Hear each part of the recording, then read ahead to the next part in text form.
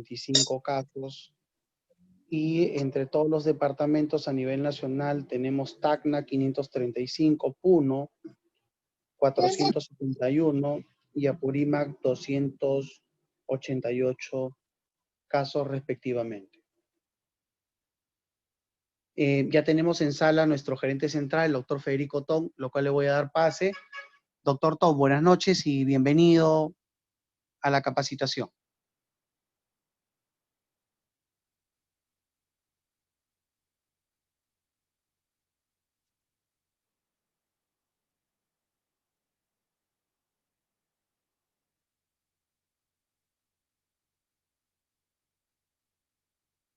Doctor Tong, no sé si me escucha, por favor.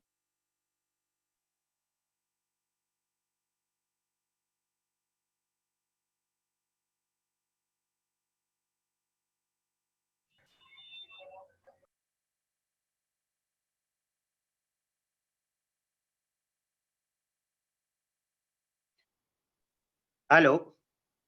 Doctor Tong, ahora sí, Sí. le escuchamos. Bienvenido, doctor Tong, al Zoom programado por la Gerencia Central de Atención al Asegurado. Buenas noches, doctor. Sí. Buenas noches a todos, a esta gran familia de la Gerencia Central de Atención al Asegurado. Esta noche tenemos un tema muy importante, que son las pruebas diagnósticas para el COVID, para la COVID-19, para este virus que representa la primera gran pandemia de este siglo y que ya va en más de 188 países a nivel mundial. La historia de los virus es una historia bastante larga y la cuarentena, una fórmula empleada en la antigüedad para prevenir, para atender y mitigar la expansión de los virus, es tan antigua como la humanidad. Estamos esta noche con el doctor Luis Figueroa, a quien le damos la más cordial bienvenida. Doctor Figueroa, siempre es un gusto contar con toda su experiencia y conocimiento. El doctor Luis Figueroa nos ha acompañado, ha sido parte importante del programa de paciente oncológico prioritario del año pasado y tiene una amplia experiencia en el campo de la investigación y quien es además es miembro del staff médico del Hospital Suárez Angamo de Salud, y también por un periodo corto ha sido parte de nuestro equipo.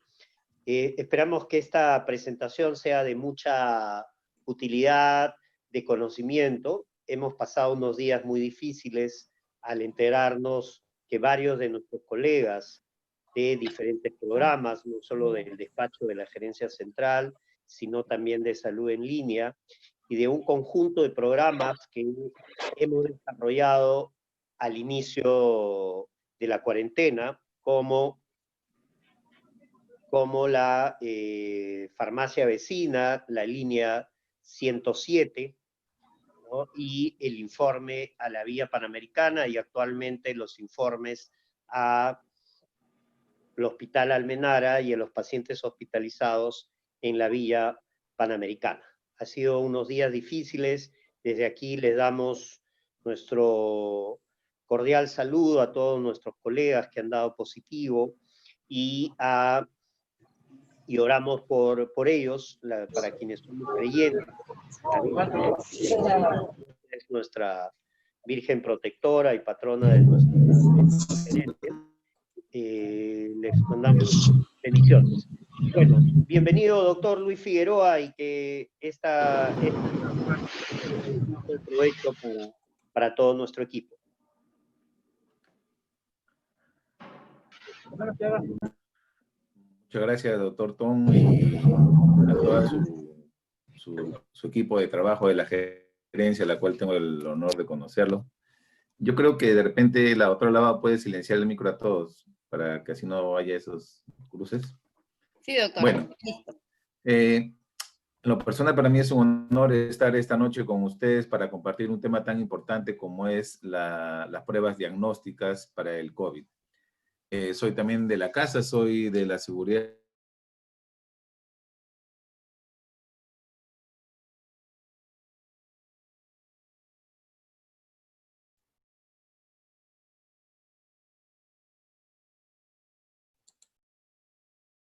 Ahora, recién creo me están escuchando. Estaba con el micro apagado. Buenas noches. Muchas gracias, doctor Tom, por las palabras. Para mí es un honor el día de hoy compartir esta noche con usted y todo su equipo y todos los colegas a nivel nacional, la posibilidad de compartir esta experiencia académica enfocada en los test diagnósticos para el conocimiento y de repente esclarecer sus interrogantes. Yo soy médico patólogo clínico, soy médico de laboratorio, así que encantado de poder resolver sus dudas y sus inquietudes. Soy también compañero de trabajo de la Seguridad Social. Desde el año 2007 estoy en el Hospital Angamos aquí en Lima. Y bueno, ahora tengo el honor de presidir el Comité Nacional de Patología Clínica. Entonces, sin más preámbulo, vamos a pasar a la conferencia. Voy a tratar de ver las cosas más puntuales y de ahí ya nos quedamos estrictamente para las preguntas.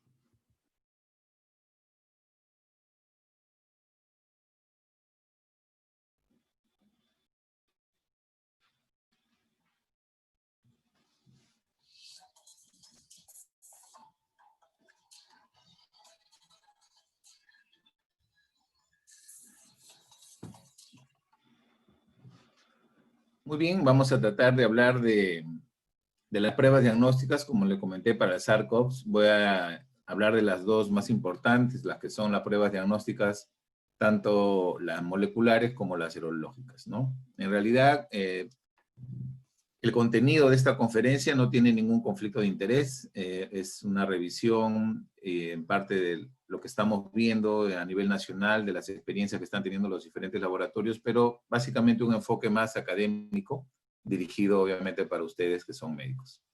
Como ven, este nuevo escenario, ya del nuevo modo de vivir con el coronavirus ha cambiado la manera como estamos pensando y la manera como nos estamos comunicando en sociedad, ¿no? Hay diferentes publicaciones que hablan del impacto a nivel de la sociedad, cómo este virus ha desgarrado, dice, ¿no?, nuestro tejido social, y repararlo lentamente va a tomar un tiempo.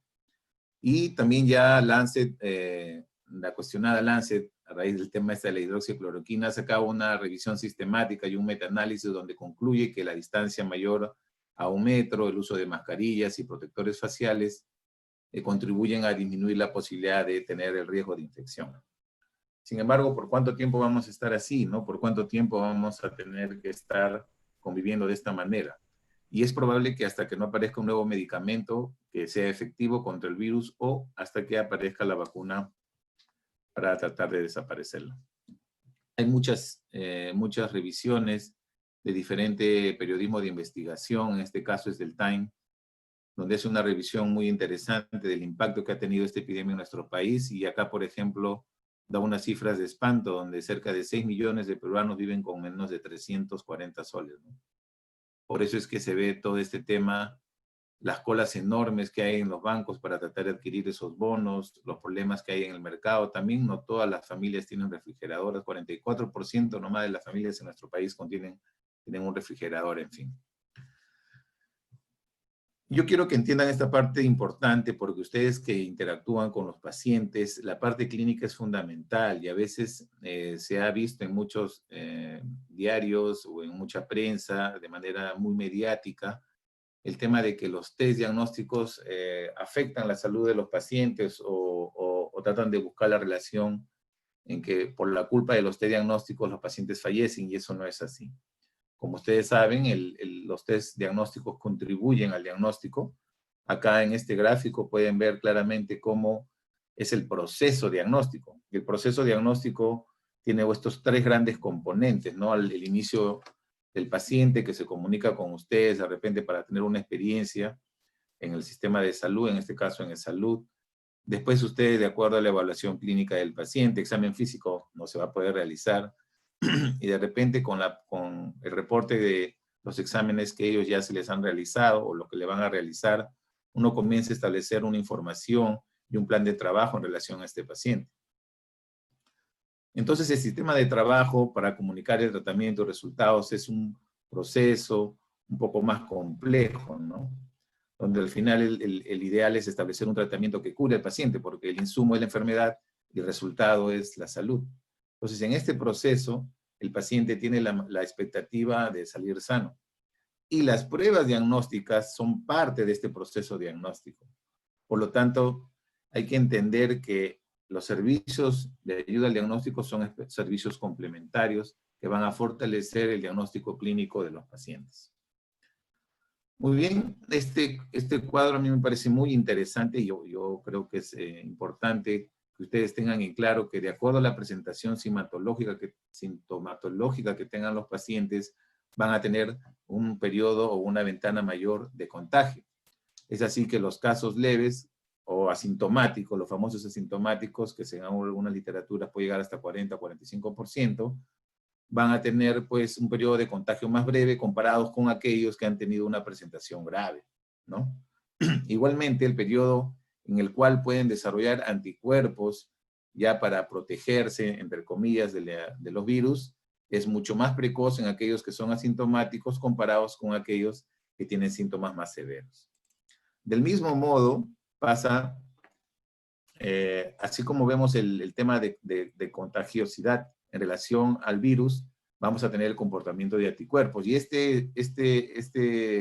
guía, esta interpretación de las pruebas diagnósticas de la Sociedad Española de Microbiología Clínica es muy interesante porque justo hace entender de que mientras menos síntomas tengan los pacientes, el periodo de transmisibilidad también va a ser el mismo.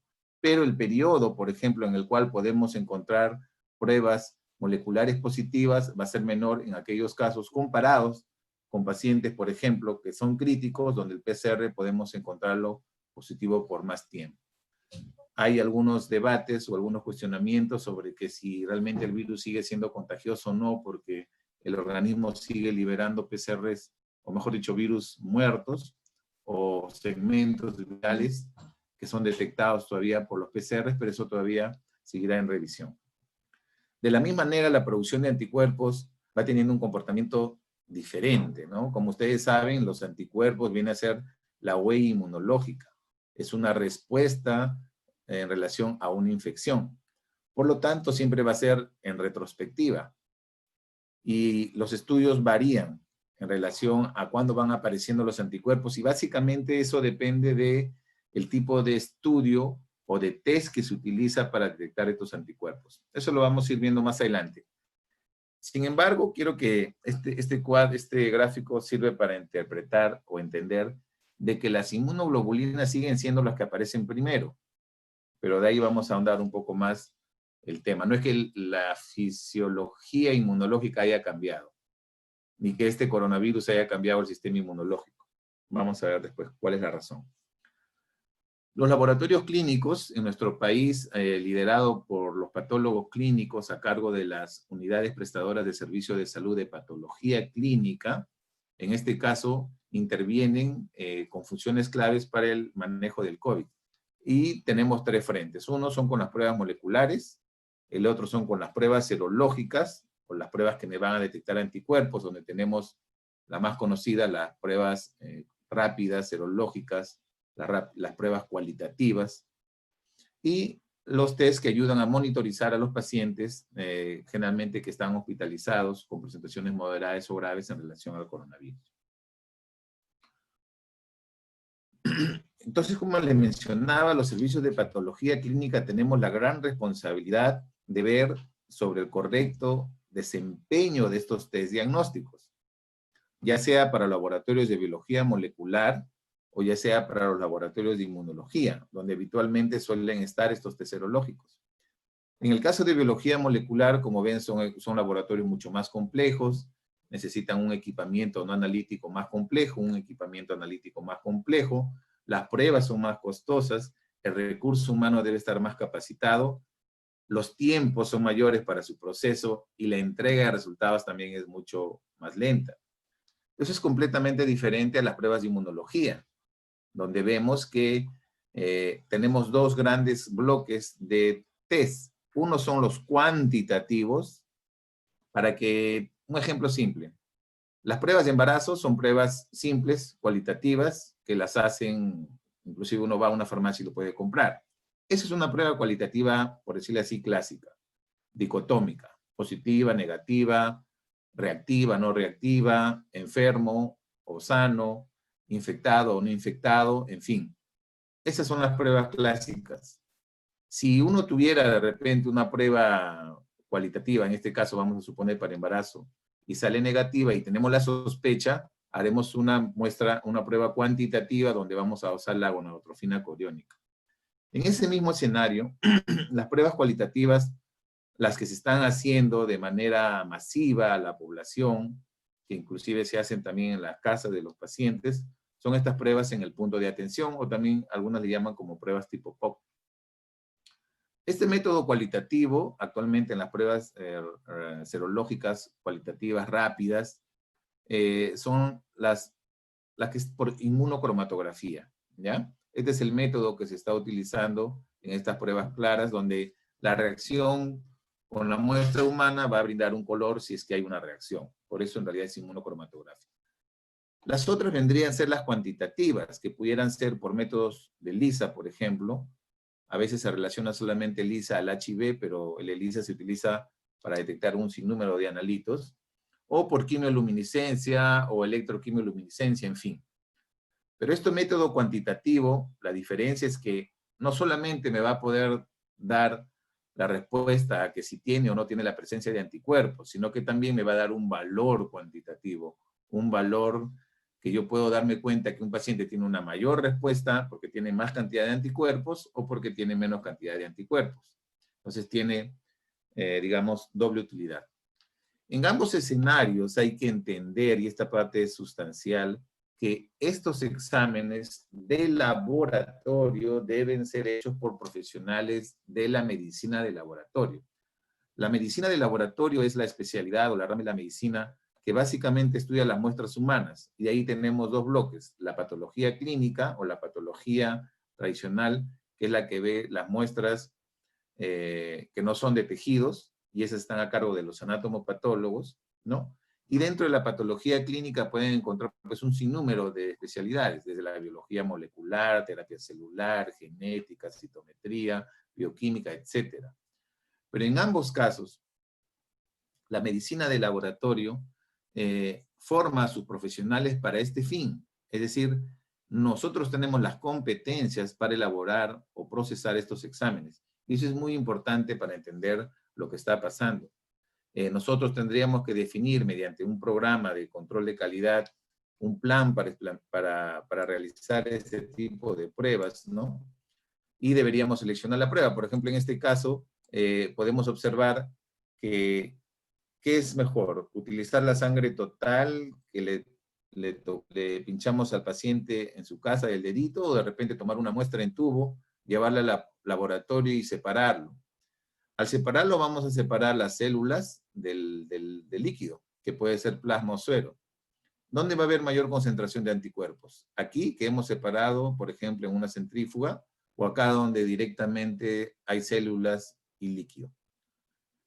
Aparte que estos tests que están aquí deben pasar por procesos de control de calidad. Entonces, todos los profesionales tienen esas competencias para poder definir estos programas de control de calidad.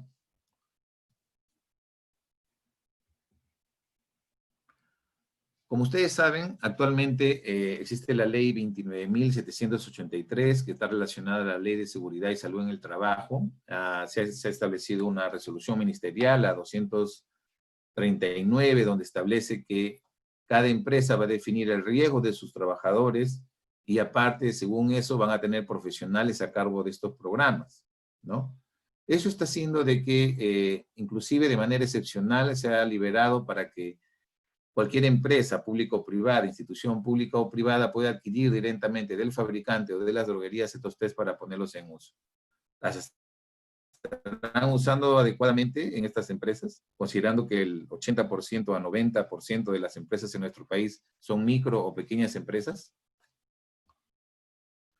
En relación a ese tema, yo también tengo el honor de pertenecer a la Sociedad Peruana de Patología Clínica o Asociación Médica de Patología Clínica. Hemos hecho un pronunciamiento, acá le dejo el enlace de repente para los que están interesados en ver algunos temas relacionados a esa coyuntura.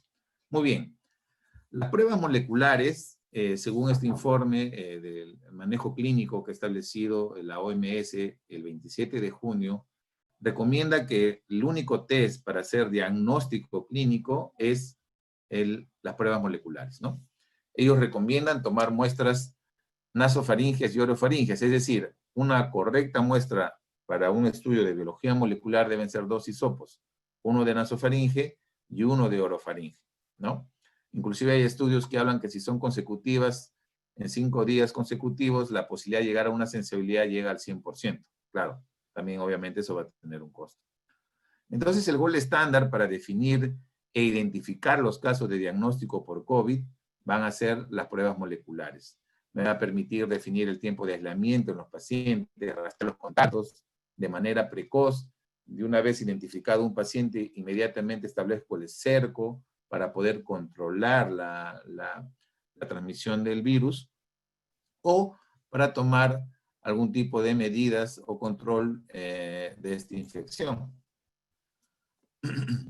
Del mismo modo, actualmente la principal metodología que se está usando en el mundo para detección de este ácido nucleico del COVID o del coronavirus es la reacción en cadena polimerasa, pero por transcriptasa inversa. ¿Qué pasa? Que es un virus ARN, y un virus ARN yo no lo puedo amplificar, solamente amplifico el ADN. Entonces el ARN del virus tengo que retrotranscribirlo para obtener una hebra de ADN y recién producir a su amplificación. Hay que entender que la metodología, digamos, de biología para detectar el PCR en estos virus pasa por procesos de extracción, de amplificación y al final de detección. Y todo eso, como le mencioné, debe ser relacionado por profesional competente. Otra metodología es la amplificación isotérmica.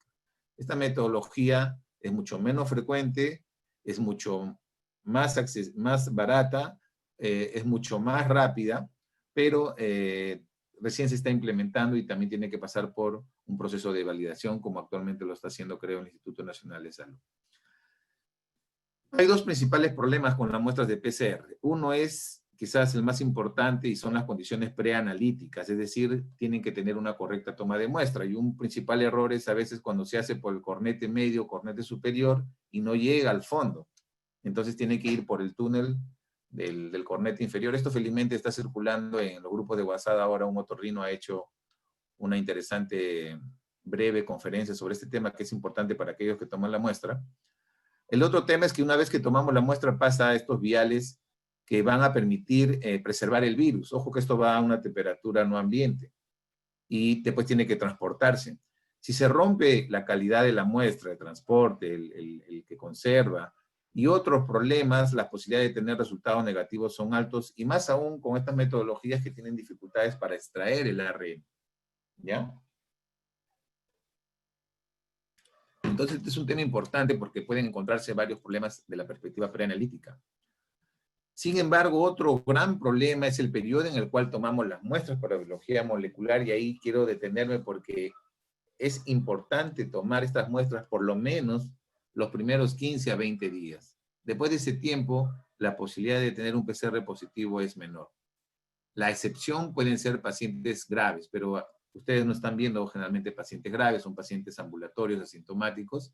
Entonces, si estamos dentro del periodo de 15 días como máximo, podrían de repente tener la posibilidad de tomar ese tipo de muestra. Después, probablemente salga negativa. Ojo que estamos hablando en las mejores condiciones. Entonces, periodos de falsa negatividad donde vamos a tener una carga viral baja va a ser mucho antes del proceso o después de este tiempo en el cual vamos a encontrar una carga viral disminuida.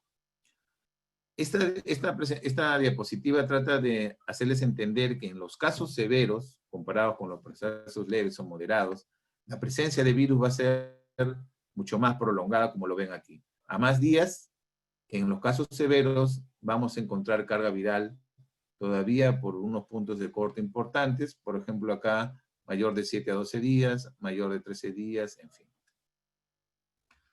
Bueno, esto solamente lo puse para que lo reflexionaran un poco sobre el uso que se le ha estado dando a estas pruebas moleculares en este informe de la Contraloría, donde han encontrado pues que clínicas privadas han estado cobrando por hacer este test, ¿no?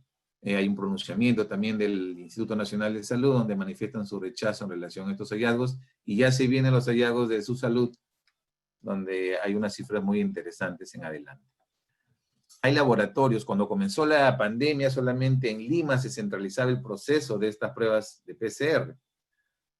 Sin embargo, esto felizmente ya ha cambiado, ha podido descentralizarse, es decir, se han implementado más laboratorios para poder detectar este virus a nivel nacional.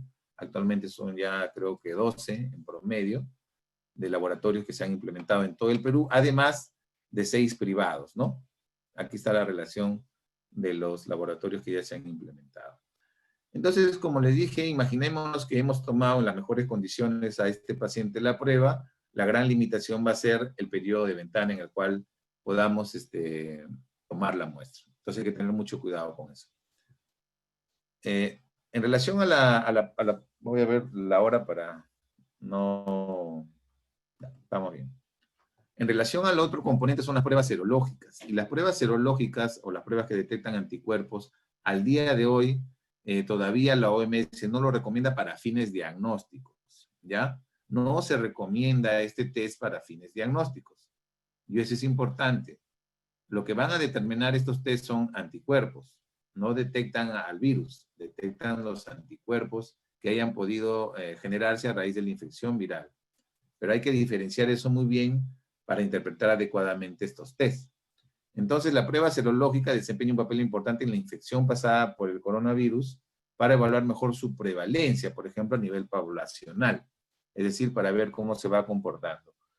Tanto como las pruebas moleculares, las pruebas serológicas tienen todavía algunos cuestionamientos en relación a su desempeño analítico. Y estamos teniendo varios problemas de ese tipo a nivel nacional. A mí me llaman con frecuencia colegas del comportamiento de estos test en los laboratorios clínicos. Justo el día de hoy, con el Comité Nacional de Patología Clínica, vamos a emitir algunas evaluaciones preliminares antes de poner en uso estos test. Entonces, su utilidad clínica, valor, precisión, todavía están no caracterizados como se quisiera. Muy bien, entre 7 a 14 días en promedio, después de una infección por COVID, vamos a encontrar la presencia de anticuerpos, de 7 a 14 días. Algunas literaturas comienzan a hablar desde el día 4, por ejemplo. Pero en consenso, esta revisión habla de a partir del 7 a 14 días vamos a comenzar a encontrar una respuesta. Esta publicación de JAMA, es de JAMA, ellos hablan que la inmunoglobulina M, este trabajo ellos lo hicieron por ELISA, por la metodología de ELISA para anticuerpos. Ellos hablan que la inmunoglobulina M comienza a disminuir y alcanza niveles más bajos en la 5ª semana y desaparece a la 7ª semana. En otras palabras, podemos encontrar hasta 2 meses pacientes con inmunoglobulina M positivo. Y no significa que esté contagiando, significa que simplemente sigue produciendo aún la presencia de esta inmunoglobulina. Mientras que la G ya puede persistir más allá de la semana 7. Yo creo que para interpretar bien ustedes esta publicación de JAMA es el cuadro quizás más sensato de todo lo que he visto en la publicación hasta la fecha, pero hay que entender que esta publicación se hizo mediante ELISA, mediante los test de ELISA, es decir, métodos para detectar anticuerpos de forma cuantitativa. ¿Alguna pregunta creo hay? Señora Mercedes Carrera, por favor, ¿podría silenciar su micrófono? Entonces, estos test son cuantitativos. Es diferencia a los que estamos haciendo que son cualitativos. Hay que entender bien porque el comportamiento de estos anticuerpos va a ser diferente. ¿Por qué? Porque así como hacemos, por ejemplo, el PCR por la metodología de biología molecular y hacemos un artificio para amplificar ese contenido genético del virus, los métodos cuantitativos serológicos también utilizan artificios para amplificar y detectar la cantidad de anticuerpos. Es decir, tratamos de capturar la mayor cantidad de anticuerpos. En cambio, los test cualitativos simplemente uno pone los anticuerpos que tengas en una gota de suero o plasma o sangre total, es lo que va a aparecer y ya. Nosotros no hacemos, no buscamos más anticuerpos. En cambio, los test cuantitativos sí. Por eso es que son mucho más sensibles para poder capturar la mayor cantidad de anticuerpos. Y eso es importante entenderlo, porque esta publicación se hizo con métodos cuantitativos serológicos. Sin embargo, es importante para entender que ellos ponen una presentación sincrónica, es decir, ellos ponen que la inmunoglobulina M y la inmunoglobulina G aparecen a partir del día 10, más o menos, ¿no? En promedio. 7, 8, 9, día 9 o 10, aparecen estos anticuerpos, permanecen un pico constante, pero ya la inmunoglobulina M comienza a caer y quizás a partir de la 5ª semana o 6ª semana los títulos van a ser menores. En cambio, la inmunoglobulina G va a persistir por más tiempo. Entonces, esta publicación, por ejemplo, de Nature, también se hizo para ver el comportamiento serológico, pero se hizo mediante otra metodología, ya no ELISA, sino quimioluminiscencia. No, por favor, la señorita Catherine, su micrófono está abierto. Por favor, siléncielo. O con esta metodología también evalúa anticuerpos, es lo mismo, ya la diferencia es que es otra metodología. En este caso es una publicación donde evaluaron 285 pacientes dentro de 19 días posteriores al inicio de síntomas. En general, acá están los detalles, les dejo el enlace para que puedan ver cuál es el comportamiento descriptivo de esta población, pero en total 285 pacientes con COVID se inscribieron en este estudio de 3 hospitales, ¿no? Y 70 tenían muestras secuenciales. Acá están más detalles, un promedio de pacientes 47 años, la mayoría eran hombres, pacientes infectados confirmados por PCR, en fin. Y como les mencioné, lo hicieron con este equipo, ¿no? Con este equipo cuantitativo, donde se evaluaban también algunos requisitos de control de calidad. Entonces, con esta metodología, ellos vieron lo siguiente, ¿no? A partir, ojo que este es el día 2, 4, este es el día 23, acá hay positividad. En otras palabras, la inmunoglobulina M, casi el 15%, comenzó a aparecer a partir del día 2 a 4, mientras que en el día 23 o más, casi el 90% tenía positividad. La inmunoglobulina G, que es la rojita, el 30% a los 2 o 4 días, y ya por el día 23, casi el 100% estaban positivos. Sin embargo, también hay una presentación, como le decía, sincrónica de G y M, que también casi similar a la G en este tiempo, y a partir del día 23 ya estaban positivos. En este caso, acá se ven el número total de muestras, más no, acá está en porcentual, acá está en muestras, y vemos que conforme pasan los días, los números de pacientes positivos para M o G es mucho mayor. Es decir, la prueba se va haciendo más sensible conforme pasan los días para este test. ¿Ya? Un hallazgo importante de este estudio, y comienza a revelar este tema en relación a la presentación sincrónica de las inmunoglobulinas. La G generalmente alcanzó una positividad del 100% entre los 17 y 19 días, pero la M al 94% entre los 20 a 22 días.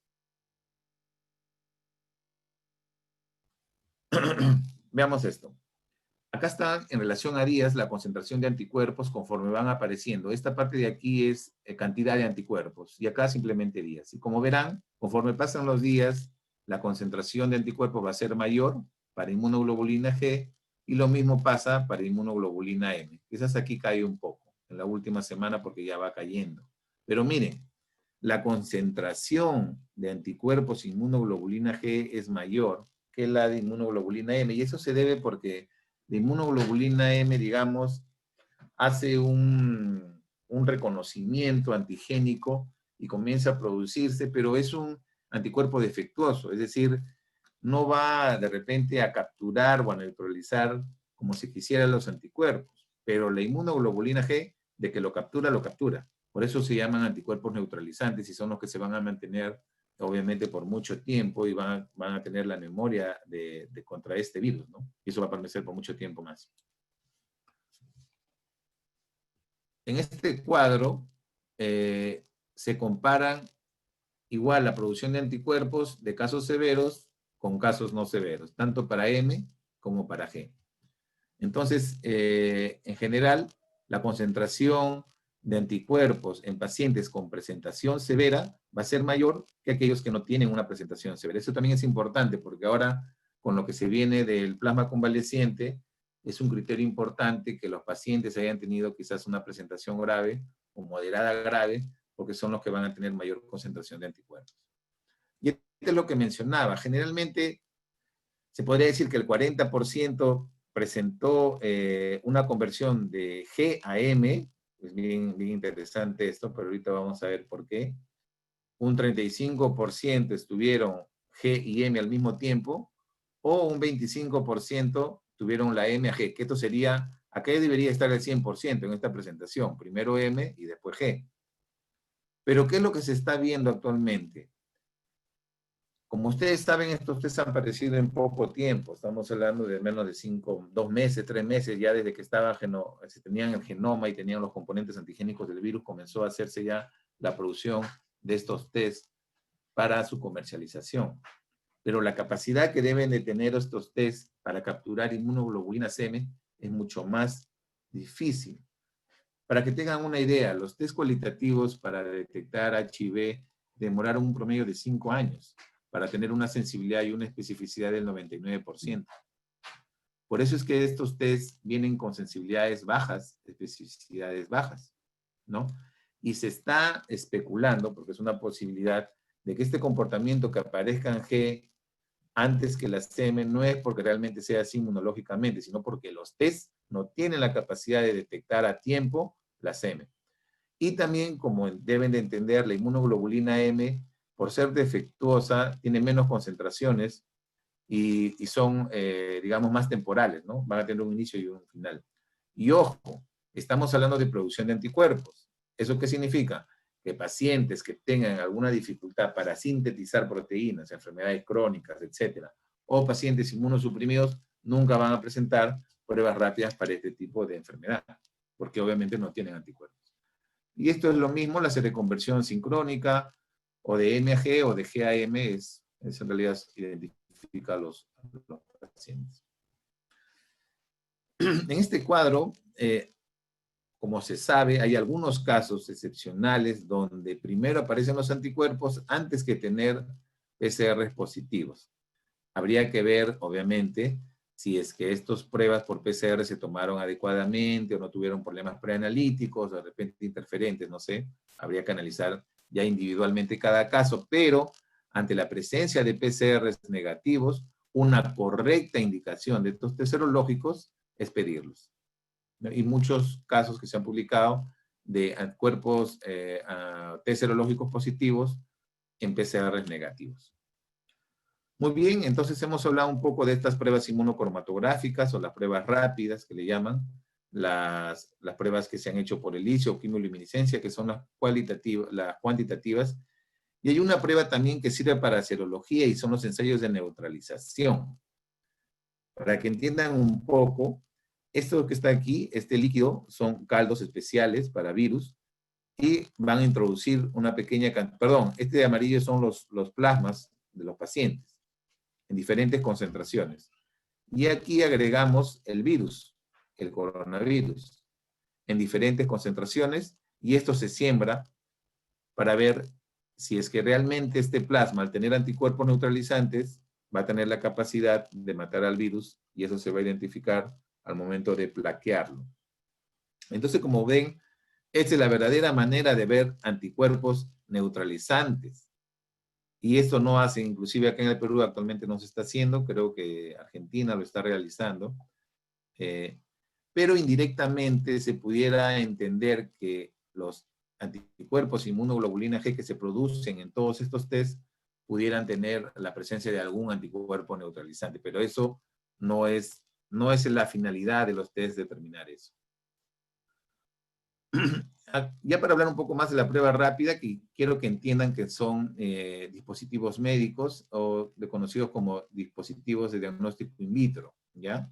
Estos dispositivos de diagnóstico in vitro son evaluados por la DIGEMIT para que cualquier dispositivo sea usado en nuestro país, en el territorio nacional, necesita la autorización del DIGEMIT. Y la DIGEMIT es responsable de hacer un envío de algunos test al Instituto Nacional de Salud para la evaluación de la calidad correspondiente. Y miren, actualmente ya han ingresado 143 pruebas serológicas rápidas por el instituto, porque el DIGEMIT ha autorizado para que sea distribuido y comercializado en el territorio nacional. 74% son chinas.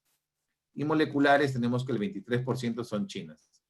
La pregunta es, ¿estas 143 pruebas rápidas habrán pasado por evaluaciones de calidad de parte del Instituto Nacional de Salud que la DIGEMIT haya remitido? Otro tema que quería que evaluaran aquí es la presencia sincrónica, y es lo que justo le mencionaba, ¿no? El hecho de que aparezca IgG e IgM en el mismo momento, quizás sea más por una limitación metodológica que porque realmente se comporte así.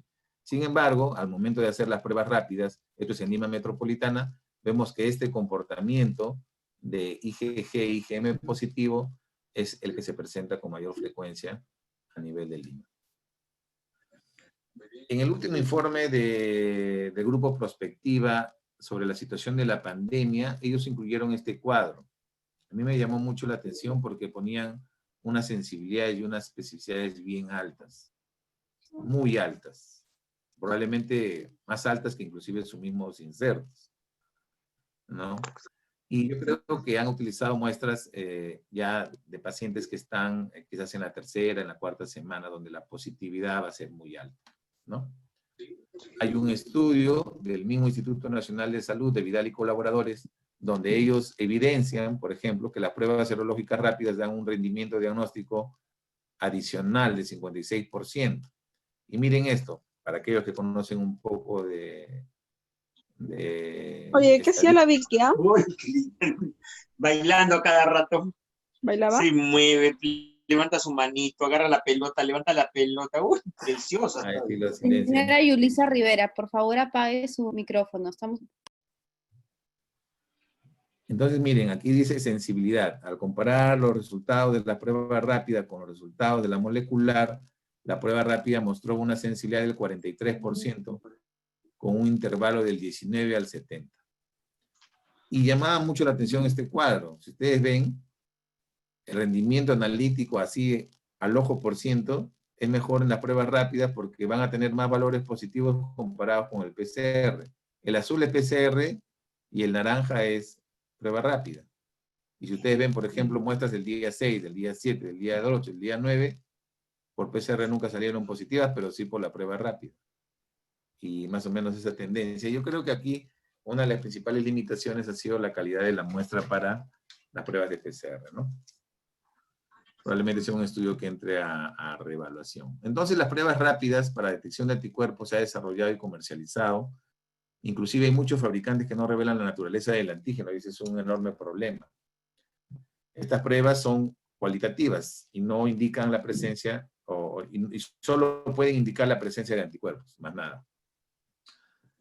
Entonces, desde la perspectiva, digamos, de gol estándar, de reproducibilidad y precisión, las limitaciones definitivamente son el costo y los tiempos de entrega y proceso. Quizás la prueba molecular sería la idónea para el diagnóstico clínico, definitivamente. Sin embargo, de manera complementaria, las pruebas serológicas pueden ayudar para ese fin, solo de manera complementaria. Un estudio que ha realizado desde un médico ecuatoriano, un colega Clever, ha hecho una evaluación de concordancia entre estas pruebas rápidas y por pruebas cuantitativas o quimioluminiscencia, y él establece pues que, dada la gran oferta que existe en el mercado de estas pruebas, su evaluación frente a paneles de muestras serológicamente, o sea, de pruebas cuantitativas, positivas o negativas, para serología, en este caso él lo hizo por quimioluminiscencia en su estudio, pero también puede ser por electroquimio, son esenciales para autorizar su uso extensivo en poblaciones, ¿no? Entonces, ya para ir resumiendo, las pruebas rápidas idealmente se pueden hacer a aquellos pacientes que vienen a emergencia de repente con ya algunos síntomas previos. Acá ponen, por ejemplo, la Sociedad Española de Microbiología Clínica 5 días previos. el caso de PCR negativos, seriados. Y este es un tema interesante, ¿no? Trabajadores sanitarios que tienen inmunoglobulina G, por ejemplo, positiva, que pueden servir para ponerlos justo en los tópicos, ¿no? Porque ya al estar infectados, la posibilidad de seguir infectando a pacientes o a colegas con inmunoglobulina G o que no han estado expuestos al virus, los minimizarías la posibilidad de contagio en ellos. Inclusive hablan también para el uso en procedimientos de mayor posibilidad de transmisión o contagio. Y el otro es para comprender la epidemiología. Definir casos también para los donantes humanos, por ejemplo, para suero hiperinmune o para plasma convaleciente, que es lo que les hablaba. O también para ver indirectamente cómo se comportan en relación a la vacuna. Yo les invito a que vean este artículo muy interesante de este autor. Acá está Ravi Yesser Burhum. Él lo ha publicado en Medium, es el que publicó La danza y el Huayno, o el Huayno, creo, el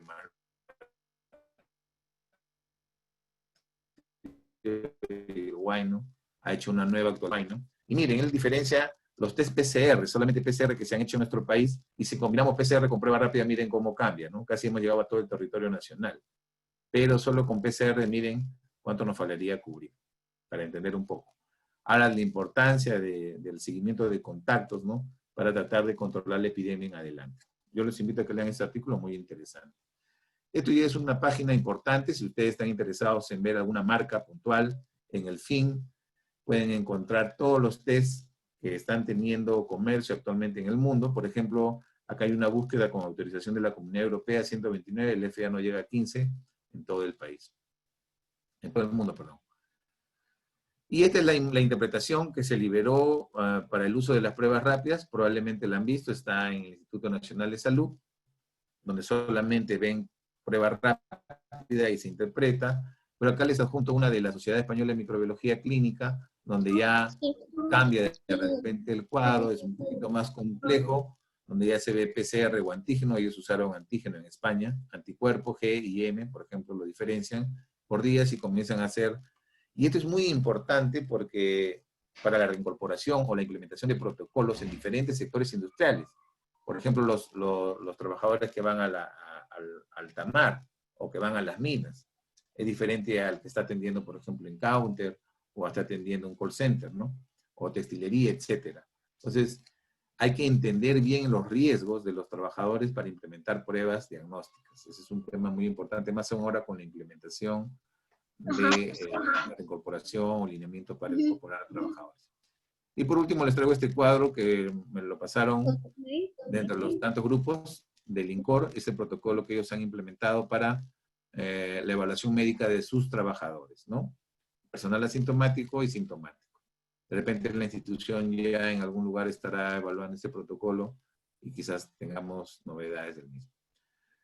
Muy bien, esa es la revisión final. Solamente tengo 3 diapositivas acá para comentarles. Hay otras epidemias que se dan hace mucho tiempo y no tienen la cobertura mediática como la ha tenido el coronavirus en el mundo. Y les hablo de la diabetes. He tenido el honor de hacer un libro sobre la diabetes, donde hablo de diferentes aspectos, pero enfocado principalmente, en este caso, hay un capítulo dedicado exclusivamente. En realidad, el libro está hecho para todo tipo de lector, pero tiene un perfil muy interesante para los profesionales de la salud, más aún en los médicos, para estar actualizados en los criterios diagnósticos y la selección importante de los test que sirven para el diagnóstico, que son la glucosa, hemoglobina glicosilada y el test de tolerancia. Entonces, para los que deseen y están interesados, lo pueden encontrar este libro en Amazon, lo pueden descargar, no llega ni a 15 soles, más barato que en Amazon lo encuentran. Y está en formato digital y lo pueden leer en su aplicativo Kindle de Amazon. Muy bien, los invito a que se suscriban a mi canal. Yo tengo un canal en YouTube donde estoy subiendo todas estas conferencias. Esta también la voy a subir para que la puedan ver las veces que deseen. Hay varias conferencias que he desarrollado a través de Medicina Laboratorio, que soy su director médico. Y bueno, me encuentran en todas las redes en realidad. Muchas gracias.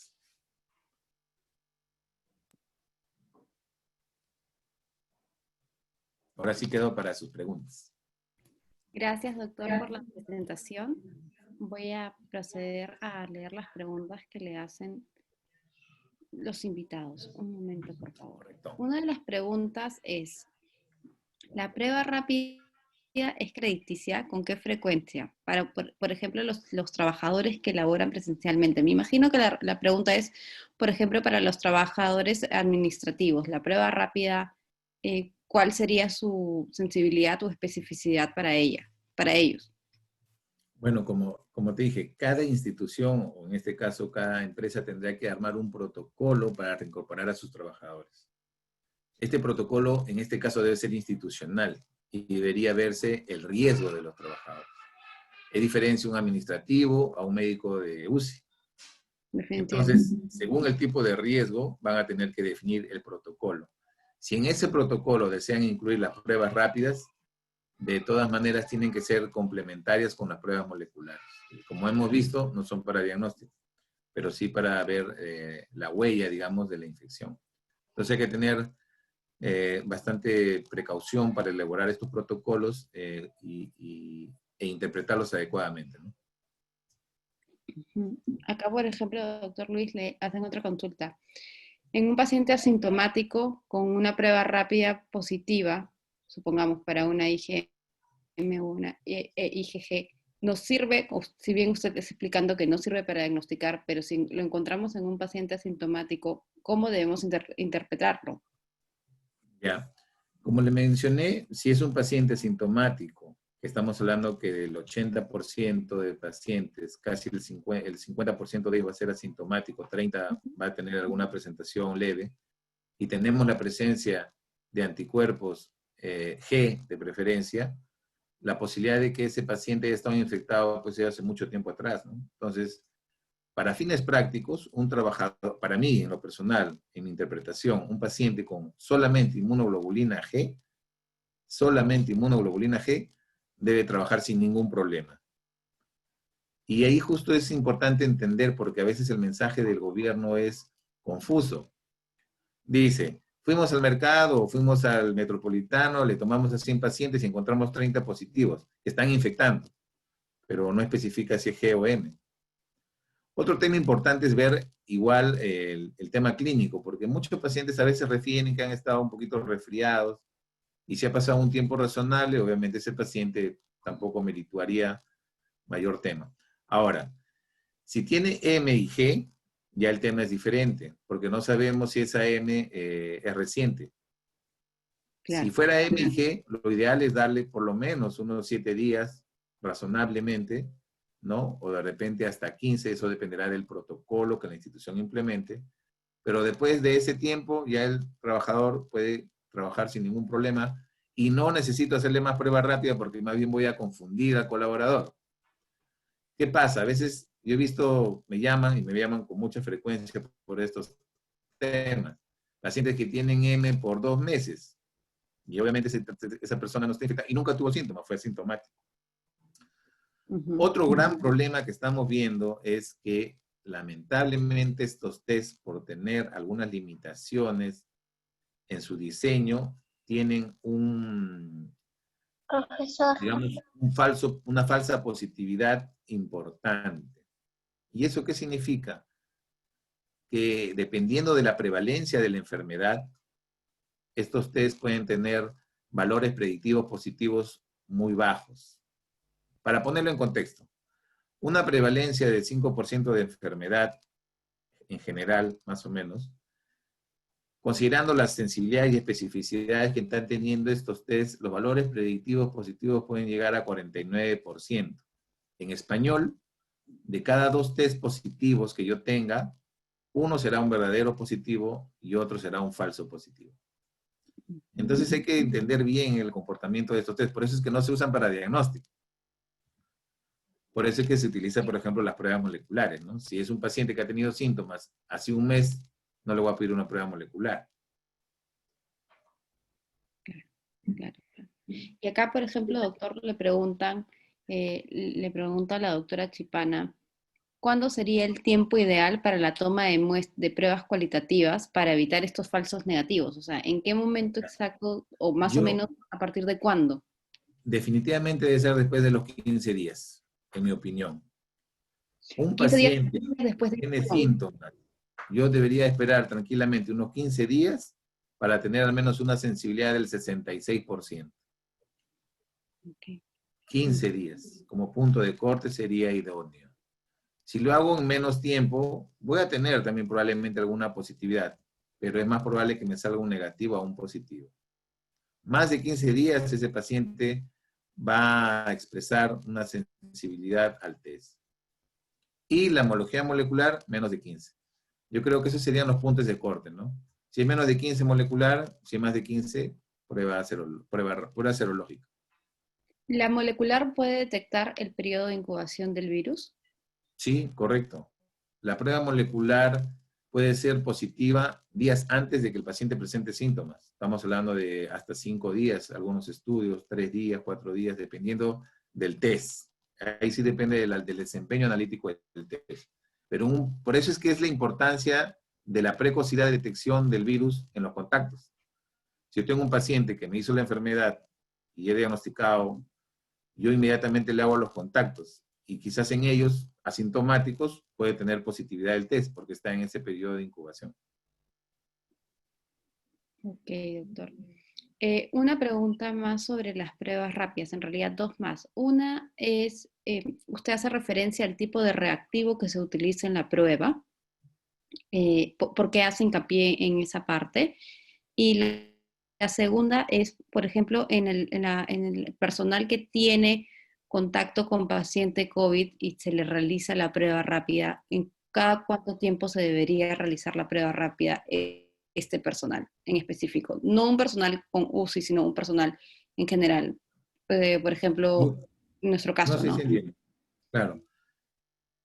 Usted constantemente se van a exponer a pacientes quizás con COVID. Y la manera más rápida de detectar no es una prueba rápida. O sea, si yo tuve un contacto, tendría que esperar 15 días para saber si es que de repente tuve o no.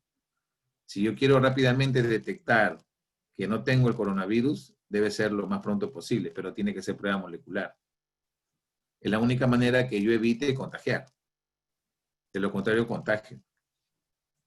Ahora, hay que entender también que si uno toma las precauciones correspondientes de mascarilla, distanciamiento social, lavado de manos, la posibilidad de infectarse es nula, ¿no? Salvo que estén en áreas con alta concentración viral, donde la posibilidad de riesgo de infectarse es mayor.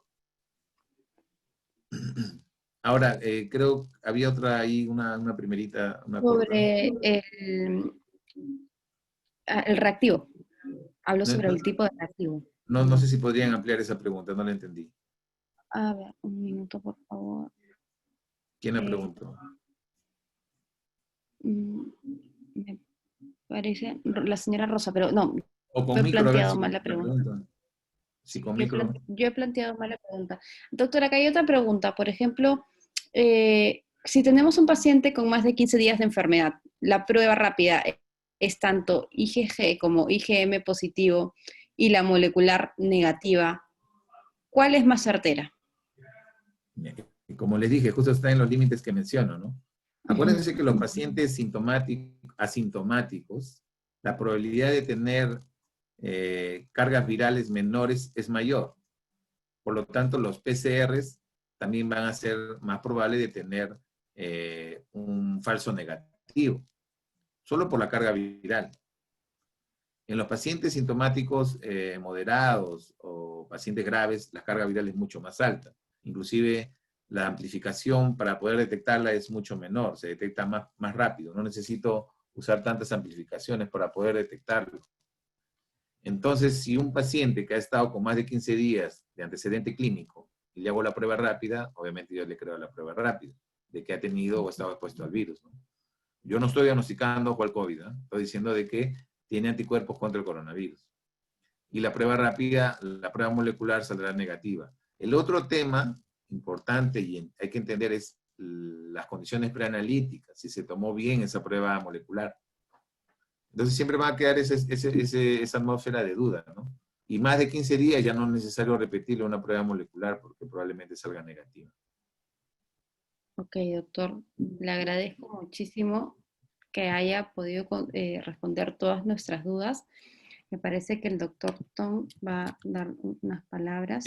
Solamente para terminar, Sí, no utilicen estos test rápidos para evaluación o seguimiento. No hagan eso, no cometan ese error. sea, no estén pidiendo para seguimiento clínico pruebas rápidas. Un paciente que se le hizo una prueba rápida y se tomó una acción, ahí quedó. Si tuvo G y M y se tomó una acción, ahí quedó, excelente. No estén haciendo pruebas porque van a encontrar diferentes situaciones que lo único que le van a generar es incertidumbre. Entonces, estos test rápidos, cualitativos, no se recomienda para el seguimiento o evaluaciones clínicas posteriores una vez que le hemos hecho en una oportunidad a un paciente, ¿ya? Igual aplica para los protocolos de reincorporación laboral. Entonces entiendo eso, que por ejemplo los casos que vemos de pacientes que un mes después siguen saliendo positivos, es los casos que usted nos está mencionando. Correcto. Ok, doctor. Le agradezco muchísimo. Estoy segura que hay muchas más preguntas, pero en realidad están redondeando lo que usted ha hecho ya énfasis últimamente. Voy a darle el anfitrionaje al doctor Tong. Un minuto, por favor. Correcto.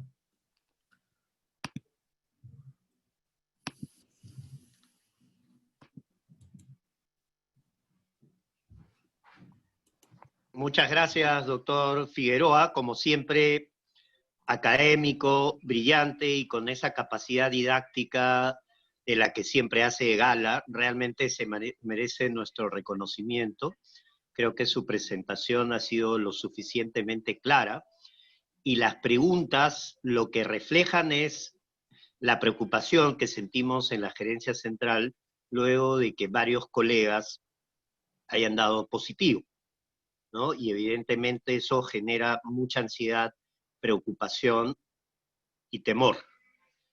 Yo tenía varias preguntas, doctor Figueroa, creo que no voy a extenderlo más, pero tal vez podamos seguir conversando y todos desde sus casas revisar. La prensa italiana, con base científica, ha venido señalando que el virus habría perdido esa carga viral, esa fuerza arrasadora que tuvo en Italia, que fue uno de los países donde el virus generó de manera más rápida más de 1000 muertes por día, ¿no? Lo segundo, para todo nuestro equipo, hemos hecho un esfuerzo muy grande de establecer el control de pruebas rápidas basado en la gestión de un stock y aplicado por nuestro propio equipo. Creo que ha sido un paso importante y nos recuerda que el virus está a la vuelta de la esquina. Quiero comunicarles también que en mi caso me hice la prueba molecular y ya me acaban de informar mis resultados. Felizmente han sido negativos, pero muestra la situación en la que estamos.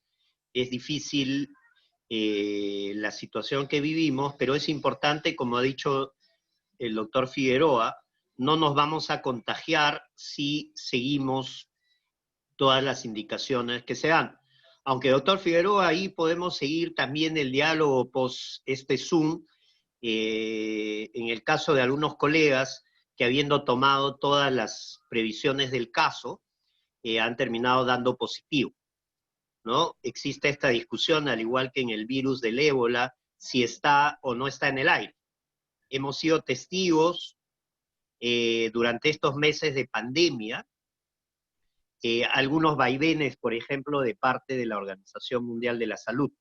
El uso de la mascarilla y el no uso de la mascarilla por parte del personal administrativo. Y esa fue una medida que tomamos desde el inicio, y lo saben nuestros colegas de la línea 107 o farmacia vecina y de nuestro propio despacho. Ahora, una de los oficiales de la Organización Mundial de la Salud ha señalado que los asintomáticos no contagian, cuando en realidad la teoría inicial era que este virus se había expandido a la mayor cantidad de países justamente porque, al igual que el VIH, habían portadores. Podríamos seguir enumerando miles de temas, y para todo nuestro equipo estamos entrando a una nueva etapa. Ya la emergencia sanitaria se ha extendido hasta el 10 de septiembre, pero sin embargo tenemos un conjunto de pacientes no COVID que por la emergencia están desatendidos. Y es tiempo de empezar a preocuparnos también por ellos. De manera especial por nuestros pacientes oncológicos, que son más de 300.000, y de los pacientes crónicos y otro tipo de pacientes. Estamos desarrollando una estrategia para atenderlo y será motivo de diferentes Zooms que iremos haciendo los siguientes días. Muchas gracias, doctor Figueroa, y a todos un saludo, que descansen, que cenen, a reparar. Lo mejor es tener nuestro sistema inmunológico, y el sistema inmunológico es una buena alimentación, el descanso y la buena salud mental, que también es importante para fortalecer. Buenas noches a todos. Buenas noches. Buenas noches, doctor. Buenas noches, gracias. Buenas noches a todos. Disculpe, quisiera hacer una pregunta para el doctor Figueroa. ¿Podría? Sí, Malena, acá estoy. Si no, Buenas cortan noches. Sí, antes de cortar, buenas noches, doctor. Me presento. Mi apellido es Chipana.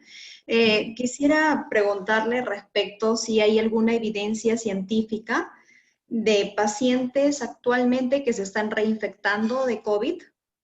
Ya. Mira su Una pregunta muy interesante y frecuente. Hay que diferenciar entre reinfección y recaída. La única manera de saber que un paciente se ha reinfectado es porque tenemos la evidencia objetiva de que se ha hecho un genoma a su virus. Es decir, han debido de tomarle la muestra para genotipificar su virus. Una vez que él pasó el periodo de cura y ha vuelto a presentar síntomas, tendríamos que ver si ese nuevo virus es diferente al inicial, es decir, un nuevo genoma. Como eso no se hace con frecuencia, es poco probable que tengamos esa evidencia. Sin embargo, muchos estudios ya han confirmado que el virus no está mutando, digamos, en sus componentes que son importantes de transmisibilidad y de cambio sustancial en su estructura genética. ¿Eso qué significa? Que no hay diferentes cepas del virus, solo es el mismo virus. Como yo le explico a veces a mis hijitas, el virus es como una sola persona. Imagínense a mí, yo soy el coronavirus. Pero a veces puedo estar de camisa, puedo estar de repente con vivirí, a veces me puedo poner una armadura. Si estoy con un vivirí y con short, soy menos ofensivo o agresivo. Si tengo una armadura de metal, con espadas y cuchillos, te voy a lastimar. Entonces, el virus sigue siendo el mismo. Luis Figueroa sigue siendo igual. En todo el mundo Luis Figueroa ha viajado, pero tiene diferentes ropas. Si te toca uno agresivo, te va a producir una enfermedad agresiva. Y también eso va a depender de tu respuesta inmunológica. Entonces, ¿qué es lo que se está viendo? Es probable que en aquellos pacientes que han presentado una infección mantengan todavía una pequeña cantidad de virus activa que se reactiva, es decir, recae. No es que se reinfecte, sino que se recae, ¿no? Eso es lo que hasta el día de hoy se ha demostrado con estudios. Probablemente en el tiempo tengamos otras respuestas, pero al día de hoy solamente se habla de recaída. Inclusive en Japón, en China, donde hubo, y hay varios estudios que han hecho seguimiento a los pacientes y han demostrado de que no tienen reinfecciones, ¿no? Porque nosotros podríamos ya tener una respuesta que nos defiende al virus, pero tener de repente una carga viral pequeña puede generar eso en el tiempo. Y una pregunta más que estaba ahí en el bloque. Las empresas son responsables de implementar los servicios de seguridad y salud en el trabajo, son responsables de implementar el riesgo en sus trabajadores y el protocolo que implementen. Yo creo que las pocas pruebas rápidas que tenemos debemos priorizarlas para los pacientes y las empresas son responsables de sus trabajadores. Eso ya está normado y eso tendrá que ser así. Entonces, no hagan pruebas rápidas a trabajadores que tienen que reincorporarse. Yo creo que eso tiene que verlo su propio empleador, ¿no? Y cómo tenga que hacerlo. No sé, muchas gracias, doctor Figueroa, por su gran aporte a la labor que está haciendo la línea, sobre todo la línea 107, los colegas que están trabajando en esa línea. Como dijo nuestro gerente central, te agradecemos, Lucho, muchísimas gracias realmente. Esperemos tenerte en una próxima presentación, tu aporte es valiosísimo, como también agradecer la presencia de cada uno de los colaboradores de la GSA que se está dando un tiempo para seguir aprendiendo y poder seguir aclarándonos de cómo es el comportamiento del virus en la pandemia, a pesar que todavía hay muchísimas cosas que todavía no están descubiertas, como cómo diagnosticarlo rápidamente o cómo tratarlos. Muchísimas gracias, Lucho. Es un placer contar contigo. Muchas gracias. Muchas gracias a ti, Eri, por la invitación y bueno, bendiciones para todos y a cuidarse. Cuídense. Gracias, doctor Figueroa. Muchísimas gracias, Muchas doctor. Buenas a todos por noches. su participación. Buenas noches. Buenas noches. Gracias, Un abrazo doctor. para Buenas todos. noches. Gracias. Ok. Gracias, doctor. Gracias a todos. Muchas gracias, doctor.